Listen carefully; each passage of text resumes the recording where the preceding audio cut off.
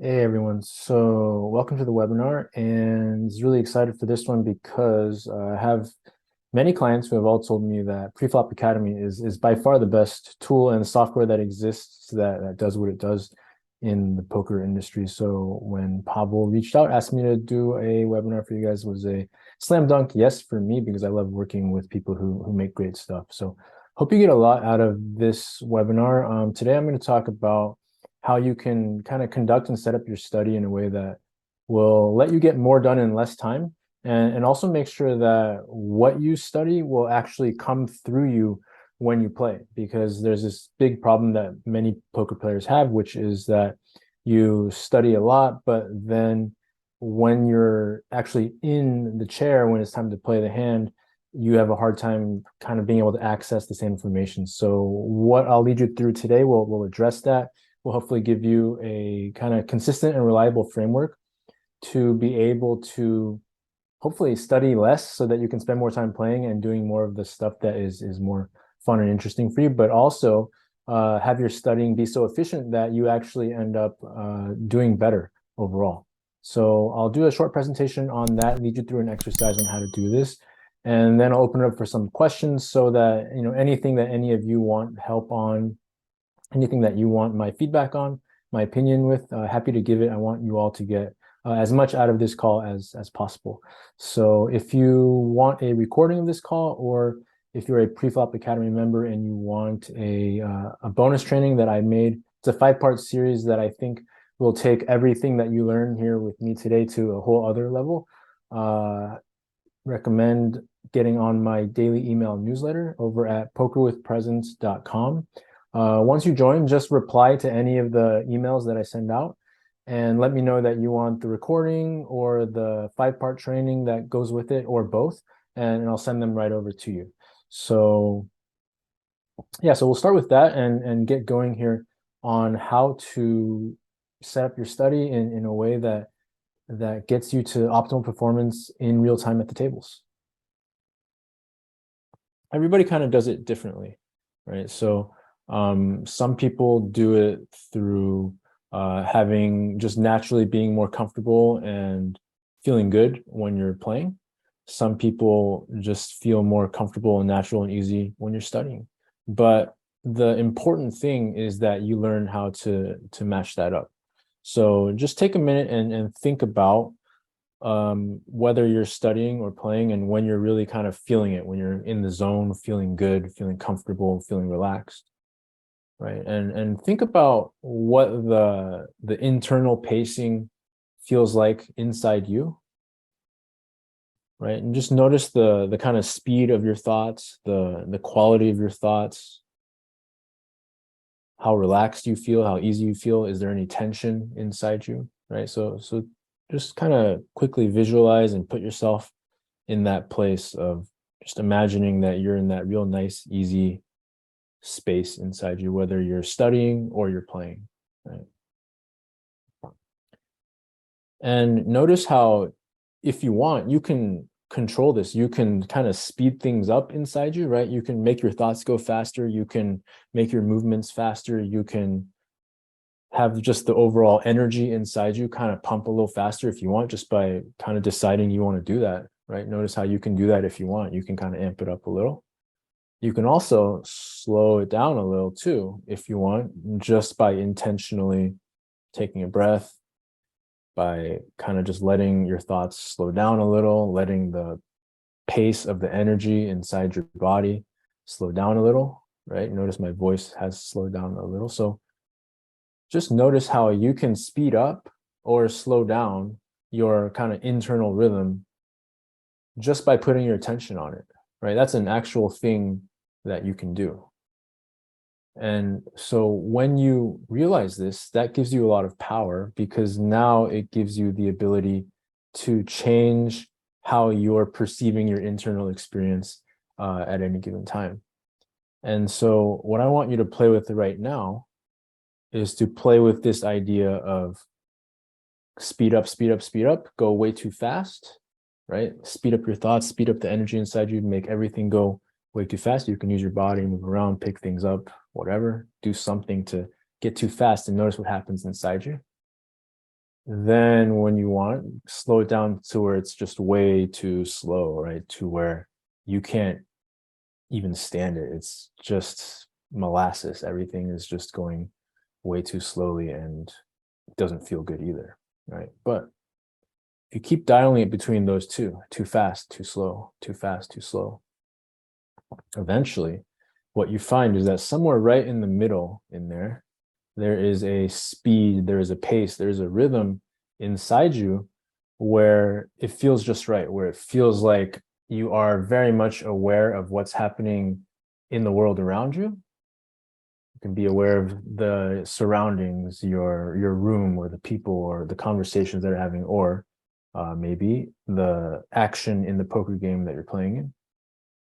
And at the same time, you can also be aware of your internal experience of what's happening inside you. You can be aware of the quality of your thoughts, the pace of your thoughts, the speed, the rhythm that you're operating in. So what tends to happen is that when you're going too fast, you'll get hooked into your environment and all of your attention will start to go out here and you'll lose connection to what's happening inside you.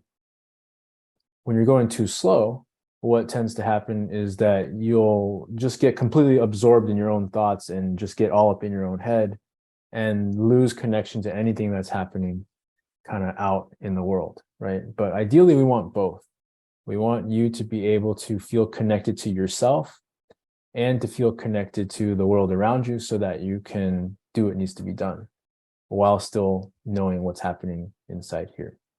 So this is the feeling that you feel when you're in a good place, when you're in flow, when you're feeling present and connected, right? And so this is the feeling that I recommend you make a priority when you play poker and when you're studying poker, right?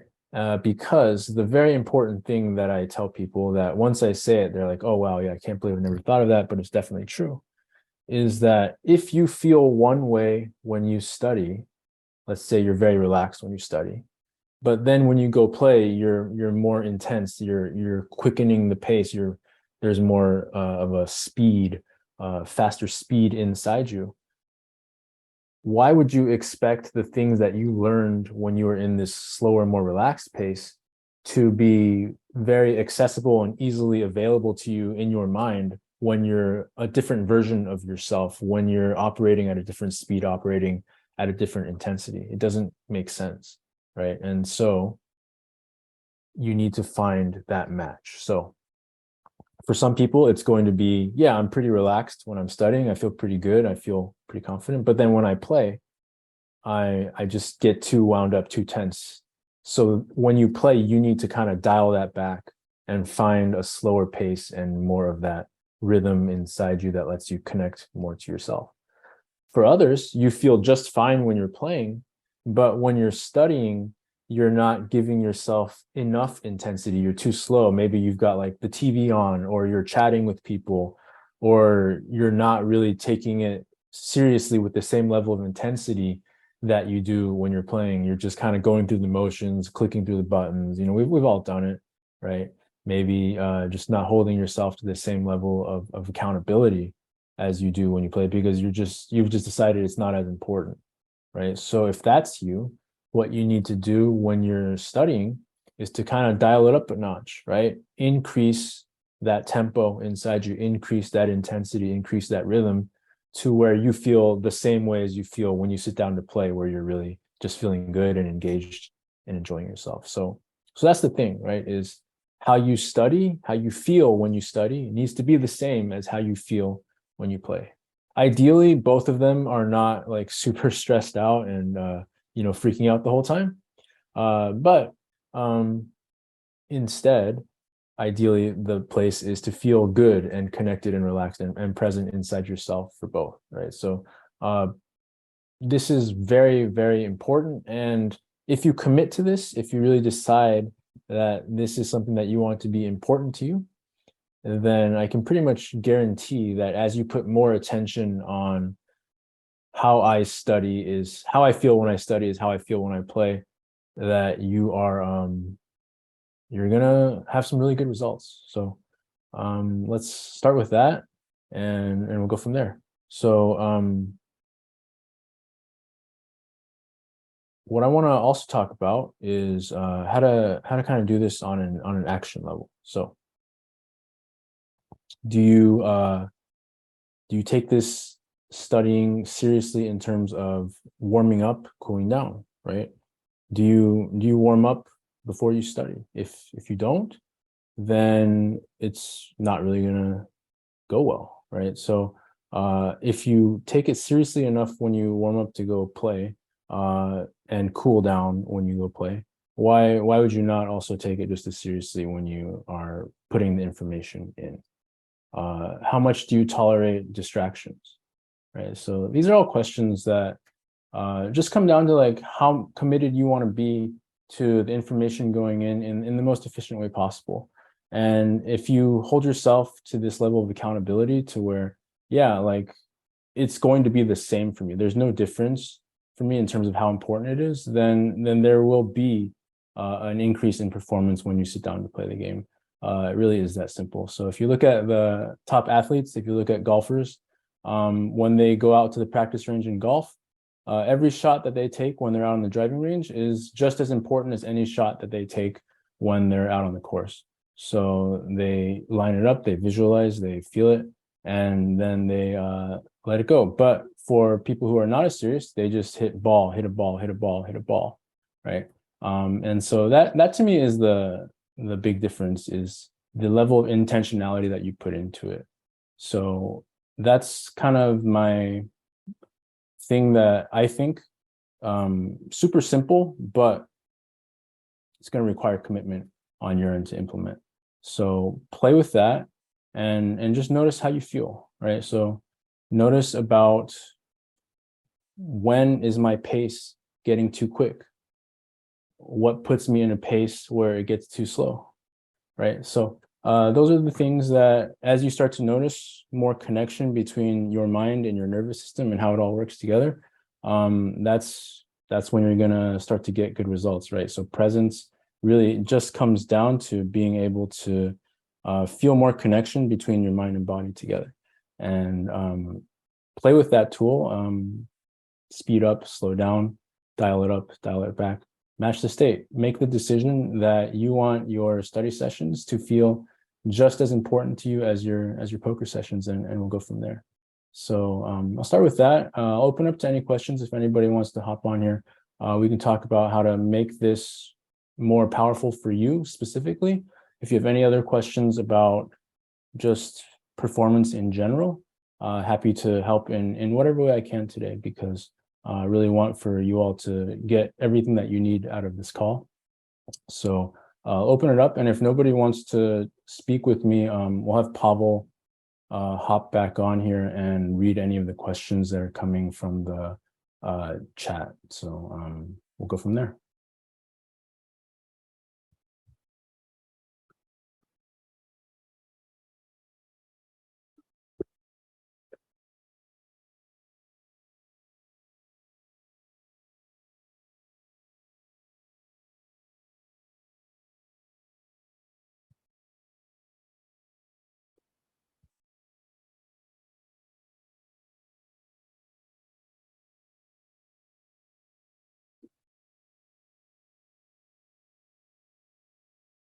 All right. I'm going to open up the chat here. And Pavel, if you see other questions coming from the outside, just hop on and let me know. But I'll read them off the Zoom chat first, and then we'll go from there. All right. So yeah, what strategies do you suggest to keep in flow during big decisions, large river bets, deep in tournaments, etc.? So, you know, the number one thing that you're gonna come across is that for all of these scenarios that kind of take you out of your rhythm in a tournament is going to be fear, right? So the number one thing you're experiencing is fear of losing, fear of the unknown, maybe even fear of success, right? But the experience of fear is always going to be kind of inside here rather than inside your mind. And so the thing that is going to happen when you get scared is that you're going to get adrenaline kind of coming into your body. It's just a physiological animal reaction that starts to show up when we get scared. And so number one thing, nothing else that I ever talk about will ever work if you don't kind of take care of yourself by making sure that you're breathing.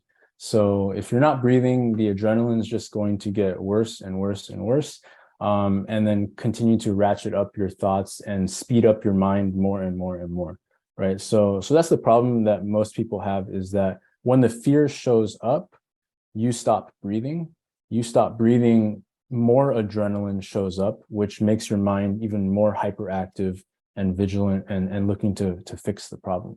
So that is number one, is just make sure that you're still breathing once you have a big decision to be made, right? So before you do anything else, make sure you take a few nice, slow, deep, connected breaths. And from there, the thing that I'll recommend is that what you do is kind of face and accept the idea that you don't actually have 100% clarity on the answer, right? Because if you did, you wouldn't be scared. It wouldn't create that fear response in you when you're being put to a big decision. So once you get some breath, some connection, some flow going in that direction, what you need to do is really start to just accept the idea of yeah, I don't know the answer right now, and that's okay, right? And that doesn't mean anything about me. It just means that it's a tough spot, and I don't know. I'll study it later, but right now the most important thing that I need to do is just completely admit to myself and be totally okay with this feeling of not knowing. And once you are able to get in touch with that and accept inside yourself, it's like, yeah, I don't know, and that's okay. I'm still here. That will kind of free up a lot of your energy and uh, kind of your brain power to start thinking about what's really important in the spot. Because what happens is so many of you are, when you get that first wave of fear, you get stuck in it, and you start to tell yourself that it's like, okay, I don't know, but I should know, or I don't know, but I need to figure it out. I don't know, and so I'm screwed, right? So if those are all things that you're thinking about and you're experiencing, you don't have any space left over to actually just relax and start working through the problem and kind of figuring out what you want to do about it, right? So to me, that is kind of the big shift, is one, let's just make sure that we take care of ourselves a little bit and notice, when I get scared, am I going too fast? Do I start going too fast, or do I start going too slow? Right. And everybody's is going to be different. Everybody's fear response is going to be a little bit different. And so once you kind of recognize which one I am, you can take a few breaths, nice and easy, just feel your body, feel yourself come back to some connection with yourself. Notice, okay, if I'm too fast, I'm just going to slow it down a little bit. And then what I'm going to do is just admit to myself and be okay with this idea of, yeah, I don't know, and that's where I'm at, and that's okay. And that will just release a lot of expectation, a lot of tension, a lot of that pressure that you put on yourself to like make the perfect decision. Because when you become okay with the idea of I don't know, I'll figure out more later about this spot, but right now I don't know, and it's okay. Then you can kind of relax and make a better decision. And what I've found with working with a lot of people over the years is that when you do it this way, you won't walk away feeling any regrets afterwards, compared to if you try and do it the other way, if you try to force it. When you really let yourself feel that you don't know and accept that, that in itself creates a feeling of presence inside you. And now when you choose, you're choosing from that place of feeling more present and calm and content inside you. So it's a lot less of a big deal if you happen to get it wrong and bust out, because you know that you genuinely just did your best in that moment. So yeah, that's what I recommend, is make sure you're breathing, right? Make sure you feel some connection to yourself. Check in on your pace. Notice if you're going too quick, too slow, and then kind of like adjust it back to where you feel some connection to both yourself and the environment around you, and then get in total acceptance of this idea of just I don't know. So yeah, it's a great question because um, it's so easy to study and accumulate all this knowledge, but then just not be able to put it into practice because of the fear response.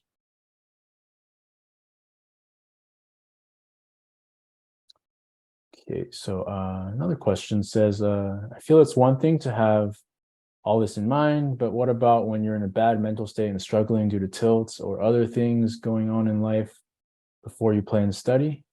Do you just restrain from playing altogether for that session? Yeah, that's definitely a thing that comes up a lot. And what I'll say about that is that if you're in a bad mental state, what does that mean, right? If we break it down further, because bad mental state is kind of a vague term, and to me, what it really means is that you're having lots of emotions, right? You're feeling probably some combination of sad, angry, and scared when you're kind of just thinking about your overall situation, right? So that would kind of be what it means to struggle, is that I'm feeling sad, I'm feeling angry, I'm feeling scared quite often due to the results I've been getting, due to how I've been playing. And so I would say that like it's not necessary to take like a long break or anything.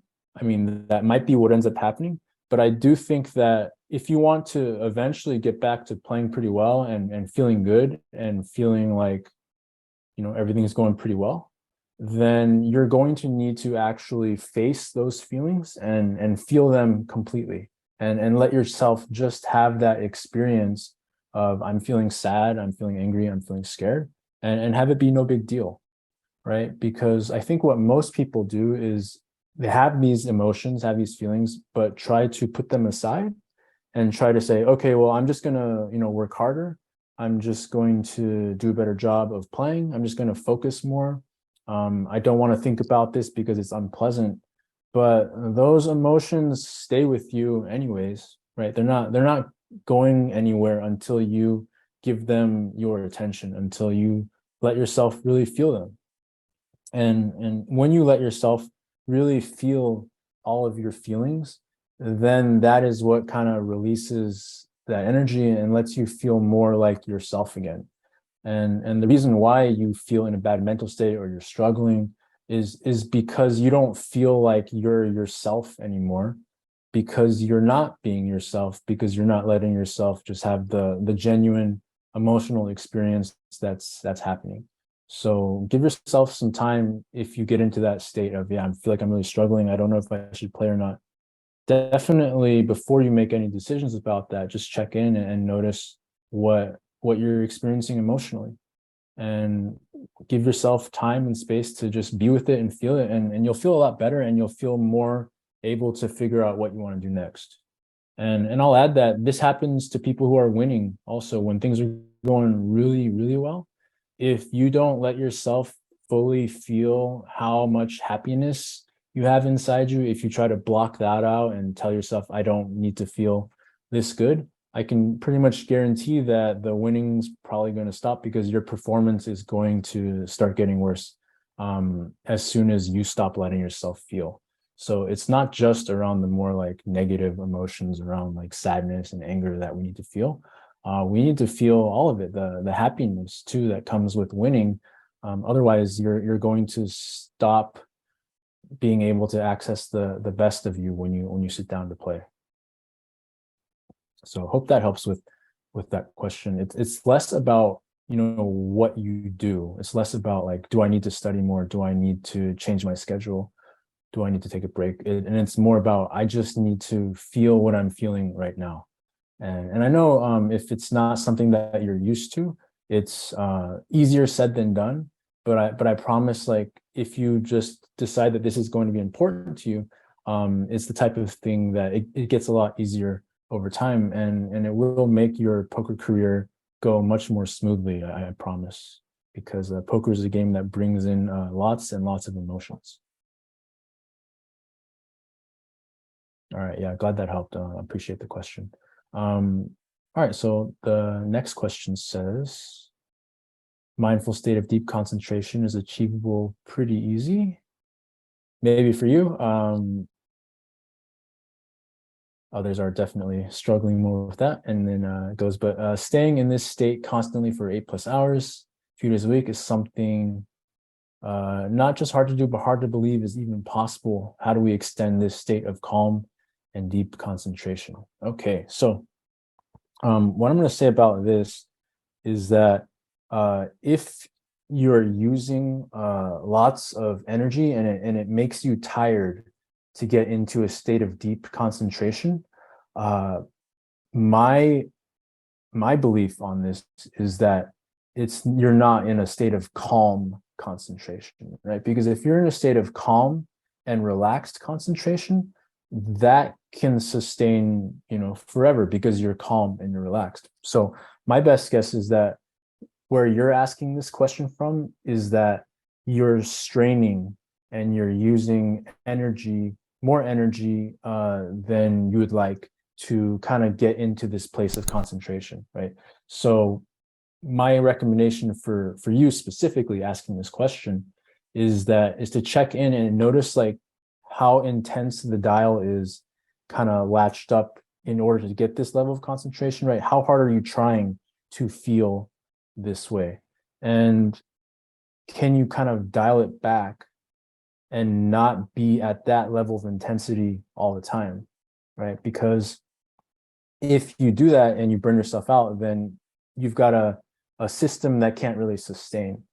And so what I think you should kind of experiment and play with is, how can I learn to have this level of concentration, but also feel just completely relaxed and calm and present and connected to myself as I'm doing, and have it feel easy, right? Because if you genuinely believe that, like, in order to feel like I'm in a state of deep concentration, it needs to be a bit of a struggle, it needs to require effort, then that's just how you're always going to set it up. You'll always kind of work yourself to force effort into making that happen. But if you kind of shift that and start to get curious, like, I wonder how it could be, I wonder how I could feel this level of concentration and flow, but have it feel completely easy.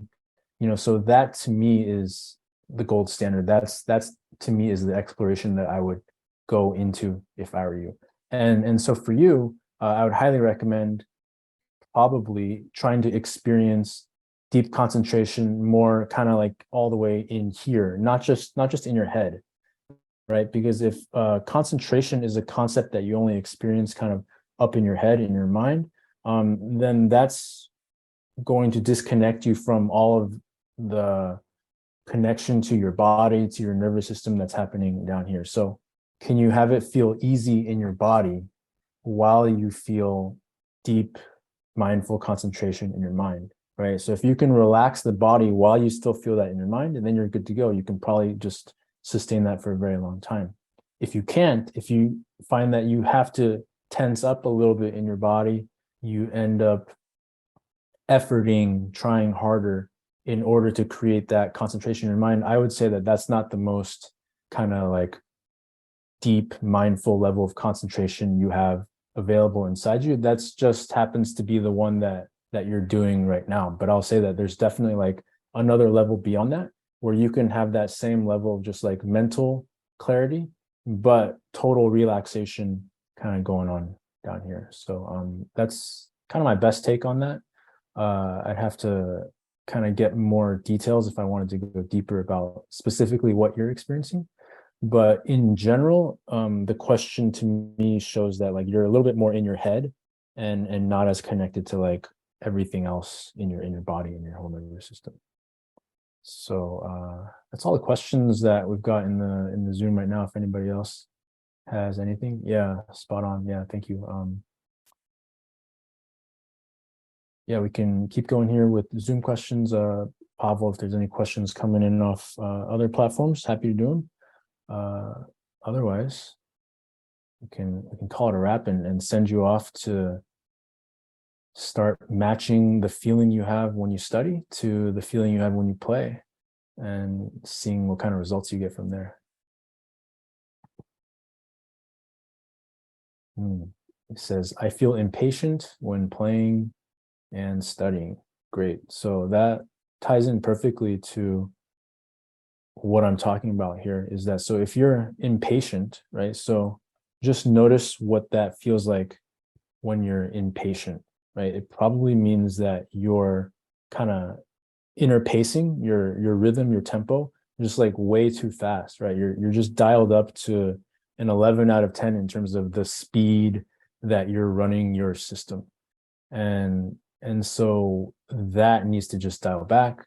And that is something that you can control, right? So if you want to believe that like it's just always going to feel this way, then it will always feel that way. But if you take some nice breaths and start to kind of just intentionally dial back the pacing, the speed of your thoughts, right? Of how you're experiencing the world, and just slow things down in your body, then it will slow things down in your mind, because your mind is really just a reflection of what you're experiencing in your body.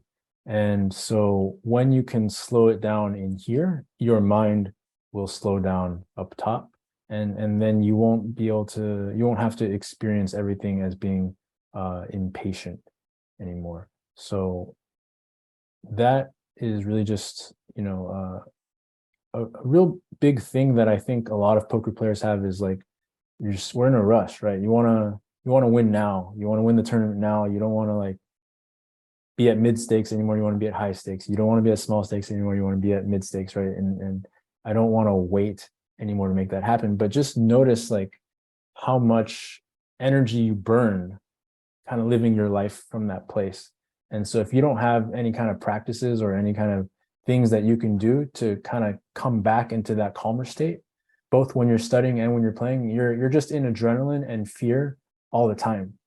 And if you're in adrenaline and fear all the time, you have no chance of playing your best when it really, really, really matters, right? So, yeah, the next question is kind of just a perfect segue for that.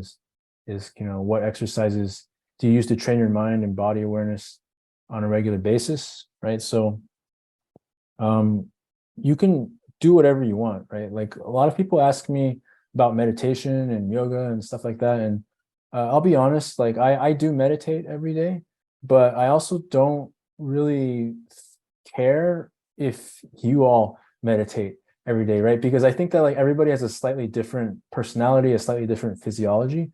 And I think that the most important thing is to find something that works for you and experiment with what works for you, right? So if your problem is that you turn your dial up and your pacing is just always going way too fast, and you've got to get out there and start to look for things that can consistently slow your nervous system down, right? And slow down the speed of your thoughts, whether that is, running or lifting weights or playing chess or gardening or playing music or spending time with somebody you love, right? It doesn't matter. I guarantee you, there is something out there, an activity that exists for you, or it could be meditation, right? That consistently slows you down, that you enjoy doing. So if you don't like doing it, you're not going to keep doing it. But I guarantee you there's something out there that makes you feel that way, that lets you feel like the pace is slowing down to the level that feels really good for you. So experiment, go out, go find the things that do that for you. And then that's what's gonna let you kind of get out of the cycle that you're in right now of feeling like everything is just needing to be in a rush. Yeah, so exactly right. So if you do yoga and you meditate every day, but when you do them, you're feeling impatient, that's not doing anything, right? So you might as well just not do that and go look for stuff where the activity itself naturally helps you to feel less of that. There is no right thing that everybody has to do. There is just things that are more suited to you, and you have to go find them and try stuff until you find something that really just feels good for yourself, and then just let yourself do that all the time and not worry about what anybody else is doing, right? Just because somebody else is meditating and going to the gym every day and taking cold showers, it doesn't mean that you have to do any of that stuff. I just want you to feel how that person feels when they do those things, because if they really like how that makes them feel, I just want you to find the stuff that makes you feel that way so that you can enjoy this inside yourself. All right, I'll take a few more. This one says, do you think the dopamine rush and instant gratification we can easily get nowadays impacts the quality of studying, playing? And if so, what do we do about it? So absolutely it does. This is, to me, really the number one problem that exists in high performance industries now, is that everybody is just so hooked on the dopamine and instant gratification. And it kind of ties back in again, right? So what does the dopamine do, right? What does the instant gratification do? It kind of like cranks the dial up, right? So if that is a problem for you, then you've got to really focus on dialing it back. And yeah, like there are kind of logistical things you can do, like turning off all your apps and turning off Messenger, silencing your phone, making sure that your browser is closed when you play your sessions. I know there's lots of people who, when they play online, they do those things, right? But if you do those things when you're playing, but you don't do them when you're studying, now we got a problem, right? So now you've got yourself put into that, like, I'm available for all the dopamine instant gratification when I'm playing, but I'm not when I'm studying. So I'm in a completely different state of mind, right? So if that's something you do, I would highly recommend you start to take it just as seriously when you study as when you play your sessions. So yeah, if you play live, right, do you turn your phone off into airplane mode when you play a live tournament, but not when you study? If so, highly recommend that you kind of match those things up.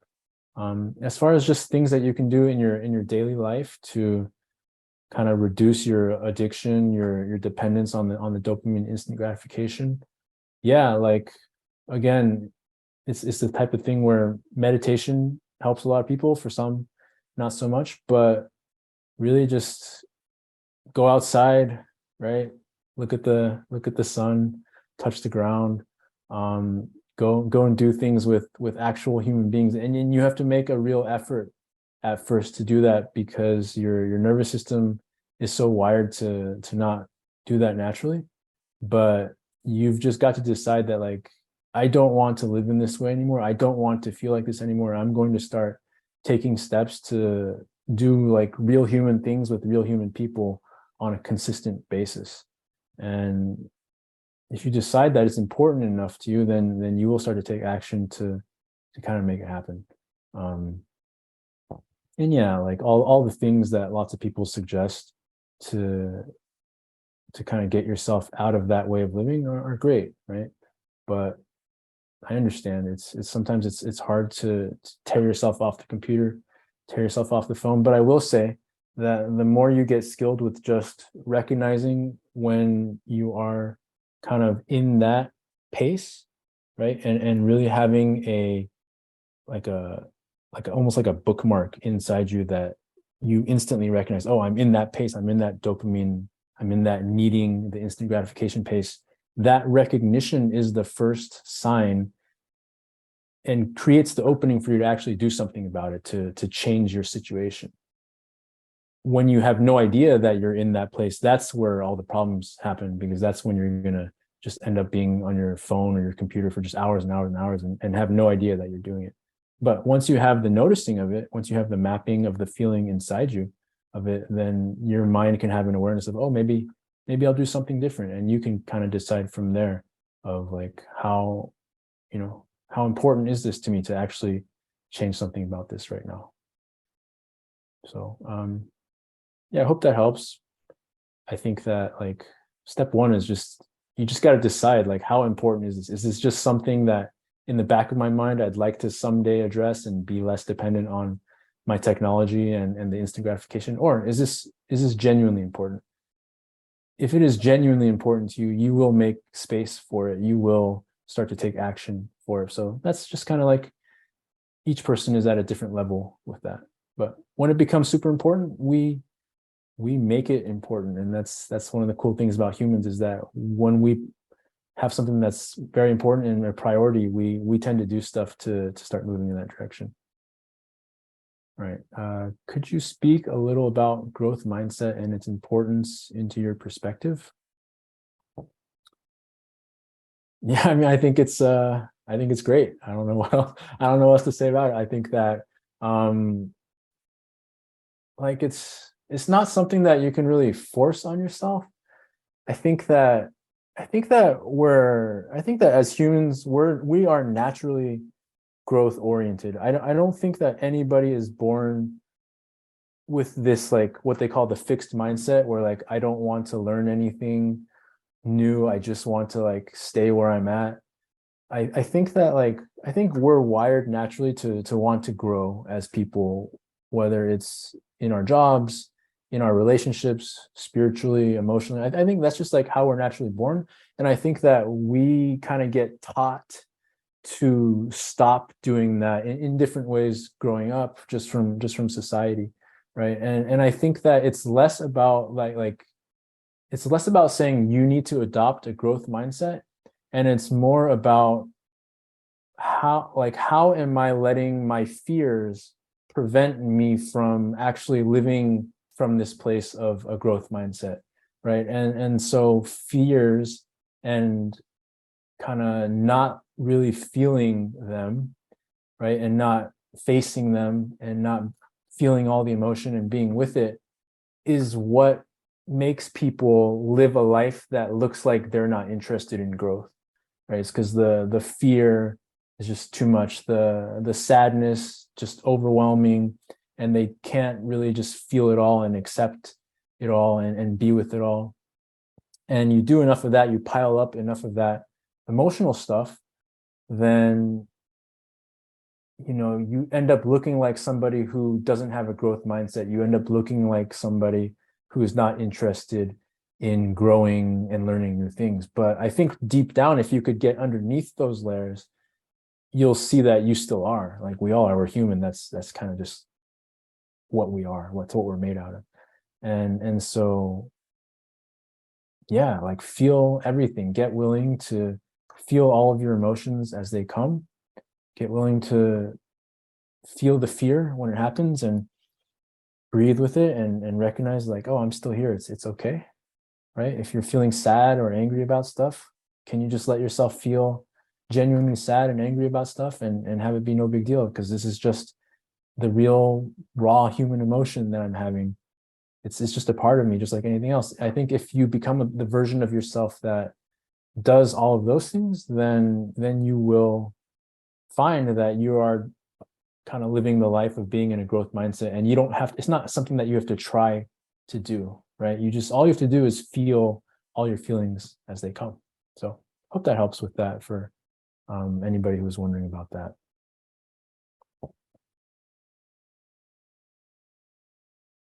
Okay, so this one says tips for being kinder to oneself. So I love this one because I think that I mean, I could talk about this for like an hour. I'm not going to, but I'll kind of hit the big points here in order, which is that like this feels like for some people it might seem like, oh, just like kind of an innocent question, but to me this is like the thing that keeps people from playing up to their full potential, like by far, is this need to kind of beat up on yourself, criticize yourself, to tell yourself that you're not worthy of your own love or somebody else's love because you messed up, because you're losing, because you're not studying enough, right?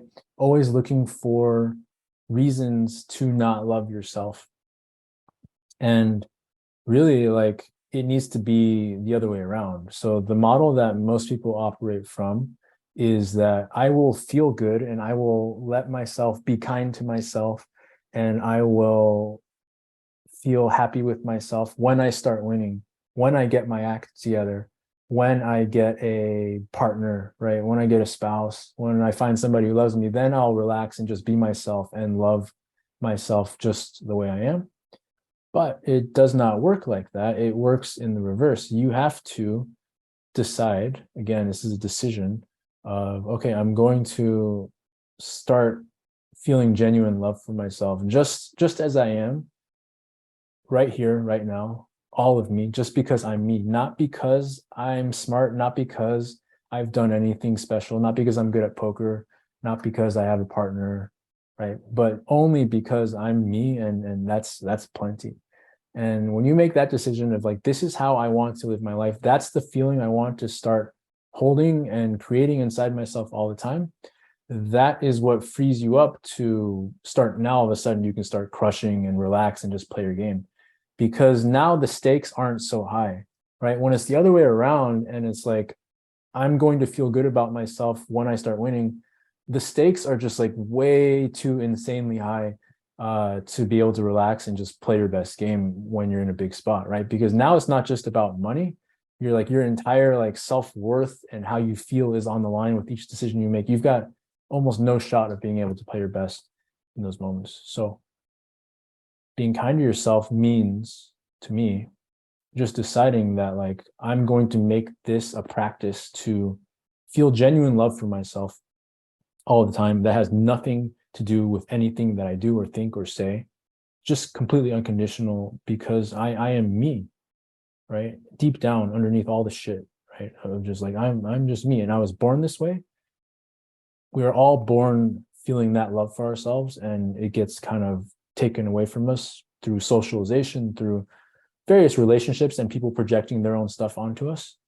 But coming back to that, this is like the whole game, right? And when you do this, and you can really feel it in these tougher moments, it really changes everything. So yeah, like whatever you can do to express that to yourself, to feel that as a feeling inside your body, inside your system, of just like genuine love for yourself all the time.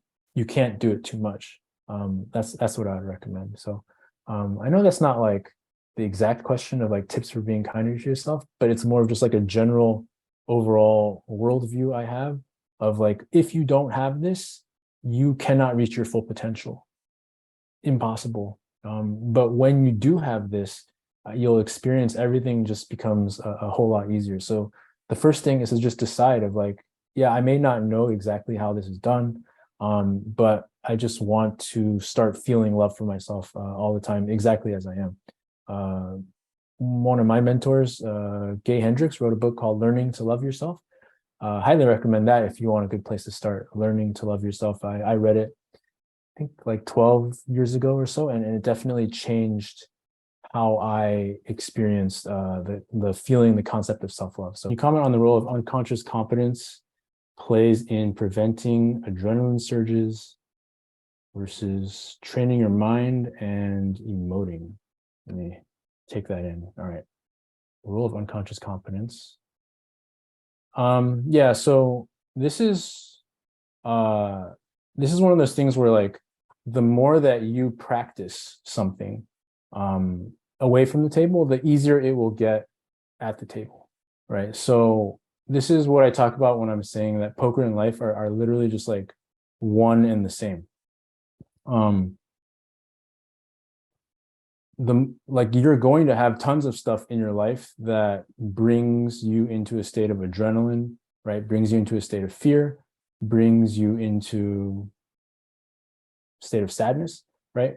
And those are all opportunities for you to stay connected to yourself, to move the adrenaline through your system by breathing, by feeling your feelings, by letting yourself genuinely have the experience that you're having, rather than trying to just like pack it away or fix it, right? So how you respond to these situations in the millions of ways that it comes up in your life is going to be how you do it at the poker table. So the more that you just start to realize that this is all one game, right? There's no like, I just lock in when I play poker, but in life, I don't take my responses to kind of emotional stuff happening in the same way, then you're going to be able to do it more easily in game.